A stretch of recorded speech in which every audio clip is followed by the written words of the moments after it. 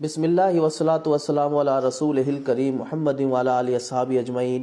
معزز سامعین، آج انشاءاللہ العزیز ہم سورۃ بقرہ کی آیات 23 اور 24 کا مطالعہ کرنے جا رہے ہیں۔ اعوذ باللہ من الشیطان الرجیم، بسم اللہ الرحمن الرحیم۔ وَإِن كُنتُمْ فِي رَيْبٍ مِّمَّا نَزَّلْنَا عَلَىٰ عَبْدِنَا فَأْتُوا بِسُورَةٍ مِّن مِّثْلِهِ وَادْعُوا شُهَدَاءَكُم مِّن دُونِ اللَّهِ إِن كُنتُمْ صَادِقِينَ فَإِن لَّمْ تَفْعَلُوا وَلَن تَفْعَلُوا فَاتَّقُوا النَّارَ الَّتِي وَقُودُهَا النَّاسُ وَالْحِجَارَةُ أُعِدَّتْ لِلْكَافِرِينَ۔ اور اے کافرو، اگر تمہیں اس کلام میں ہی شک ہے جو ہم نے اپنے بندے محمد صلی اللہ علیہ وآلہ وسلم پر نازل کیا، تو تم بھی اس جیسی کوئی صورت ہی بنا لاؤ اور اللہ کو چھوڑ کر اپنے سب ہم نواؤں کو بھی بلا لو۔ اگر تم سچے ہو تو تمہیں یہ کام ضرور کر دکھانا چاہیے۔ پھر اگر تم یہ کام نہ کر سکو اور یقیناً تم کر بھی نہ سکو گے تو پھر اس دوزخ کی آگ سے ڈر جاؤ جس کا ایندھن انسان اور پتھر ہوں گے۔ وہ دوزخ کی آگ ایسے ہی کافروں کے لیے تیار کی گئی ہے۔ قرآن کا چیلنج اور اس کی معجزانہ حیثیت۔ اس آیت میں خالصتاً کافروں کو خطاب کیا جا رہا ہے کہ اگر تمہیں اس کلام قرآن کے اللہ کا کلام ہونے میں شک ہے تو پھر تم سب مل کر اس جیسی ایک صورت ہی بنا کر دکھاؤ۔ حقیقت حال از خود تم پر واضح ہو جائے گی۔ کافروں کو اس قسم کا چیلنج قرآن کریم میں 4 اور مقامات پر بھی کیا گیا ہے، یعنی سورۃ یونس کی آیت نمبر 14، سورۃ ہود آیت نمبر 13، سورۃ بنی اسرائیل آیت نمبر 88، سورۃ طور کی آیت نمبر 34 میں یہ ایسا چیلنج موجود ہے، جس کا جواب کفار سے نہ اس دور میں میسر آ سکا، نہ آج تک میسر آیا ہے اور نہ ہی آئندہ تا قیامت میسر آ سکے گا۔ وہ قرآن کریم کی یہ اعجازی حیثیت آج تک بدستور مسلم ہے۔ پھر اگر تم یہ کام نہ کر سکو تو یقیناً تم بھی نہ کر سکو گے۔ پھر اس دوزخ کی آگ سے ڈر جاؤ جس کا ایندھن انسان اور پتھر ہوں گے۔ وہ دوزخ کی آگ ایسے ہی کافروں کے لیے تیار کی گئی ہے۔ جہنم کا ایندھن کون سی اشیاء ہوں گی؟ اللہ تعالیٰ کو پہلے ہی علم تھا کہ ایسا کلام پیش کرنا انسان کے بس سے باہر ہے، اور یہ جو 5 مرتبہ قرآن میں کفار کو چیلنج کیا گیا ہے تو یہ ان پر اتمام حجت کے لیے ہے۔ اگر ان واضح دلائل کے بعد کوئی کفر پر اڑا رہتا ہے تو اسے اس دوزخ کے عذاب سے ڈر جانا چاہیے جس کا ایندھن انسان ہی نہیں، معدنی پتھر جیسے پتھری کوئلے، گندھک وغیرہ بھی ہوں گے جو آگ کی حدت کو 20 گنا زیادہ کر دیتے ہیں۔ بعض علماء نے کہا ہے کہ اس آیت میں حجارت سے مراد پتھر کے وہ بت ہیں جن کی پوجا کی جاتی رہی ہے، اور اس قول کی تائید اس آیت سے بھی ہو جاتی ہے۔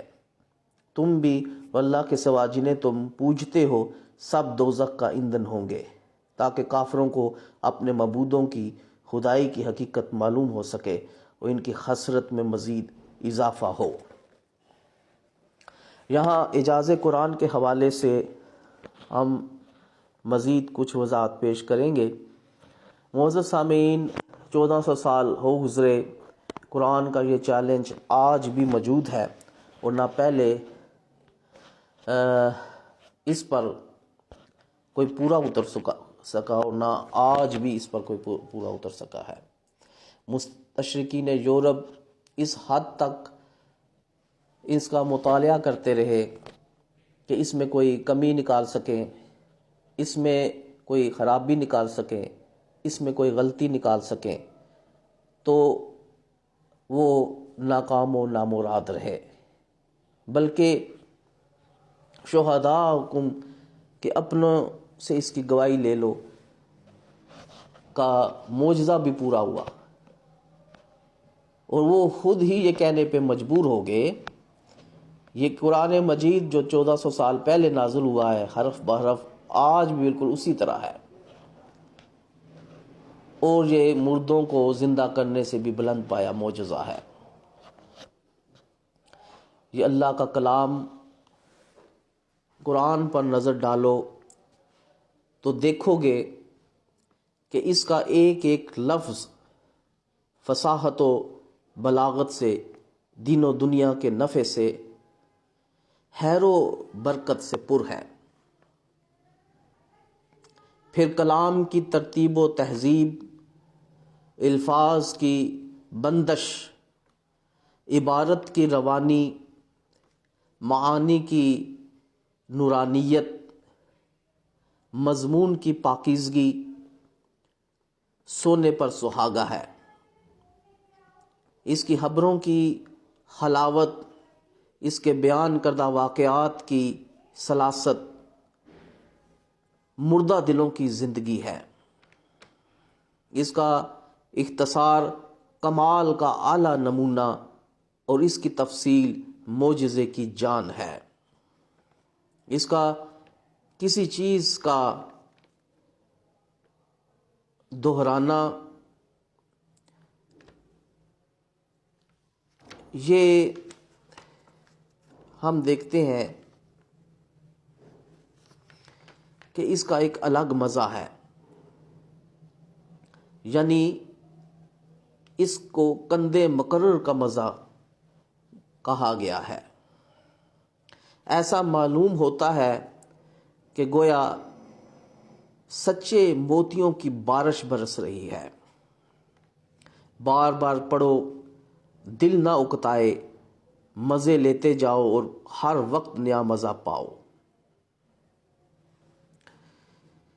مضامین سمجھتے جاؤ اور ختم نہ ہو، یہ قرآن پاک ہی کا خاصہ ہے۔ معزز سامعین، ایک صحابی کے سامنے یہ آیت پڑھی گئی، وَمَن يَعْمَلْ مِثْقَالَ ذَرَّةٍ خَيْرًا يَرَهُ وَمَن يَعْمَلْ مِثْقَالَ ذَرَّةٍ شَرًّا يَرَهُ۔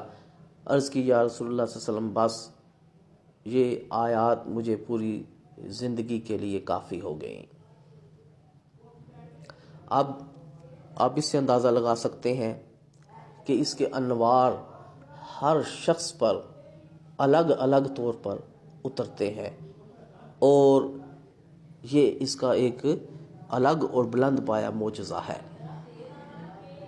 اس چاشنی کا ذائقہ، اس مٹھاس کا مزہ کوئی اس سے پوچھے جنہیں عقل و حواس، علم و فضل کا کچھ حصہ قدرت نے عطا فرمایا ہے۔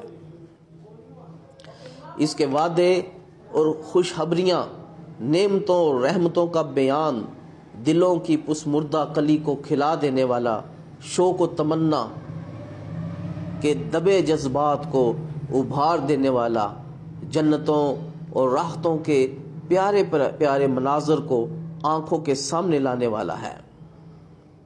دل کھل جاتے ہیں، کان لگ جاتے ہیں اور آنکھیں کھل جاتی ہیں۔ رغبت دیتے ہوئے وہ فرماتا ہے، کوئی کیا جانے کہ اس کے نیک اعمال کے بدلے اس کی آنکھوں کی ٹھنڈک کا کیا کیا سامان چپکے تیار کیا جا رہا ہے۔ سورۃ سجدہ۔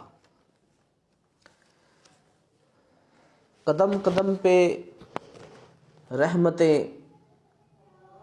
نفس نفس پہ برکتیں، جہاں جہاں سے شفیع آسیاں گزر گیا، جہاں گزر نہیں ہوا وہاں ہے رات آج تک، وہیں سحر ہوئی جہاں جہاں گزر گیا۔ وما علینا الا البلاغ المبین۔